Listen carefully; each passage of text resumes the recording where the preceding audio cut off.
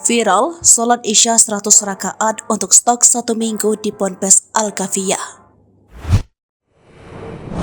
Pondok pesantren Al-Kafiyah saat ini menjadi sorotan publik usai fakta mengenai seorang santri yang sholat Isya hingga 100 rakaat untuk stok 1 minggu viral di media sosial.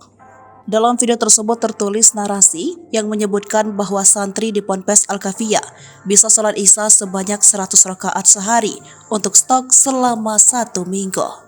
Diketahui salah satu konten kreator mendatangi Ponpes Al-Kafiyah untuk mengonfirmasinya. Nampak dua pria sedang mewawancarai pembimbing dan santri sebuah pondok pesantren diduga Ponpes Al-Kafiyah tersebut. Ia pun menanyakan kembali sholat Isya yang bisa di stok selama 1 minggu kepada salah satu ustazah di sana. Sholat Isya sampai 100 rakaat. Saya tanya, itu kok sampai 100 rakaat? Ini nyetok sampai minggu depan katanya. Iya, boleh. Emang bisa gitu? Bisa.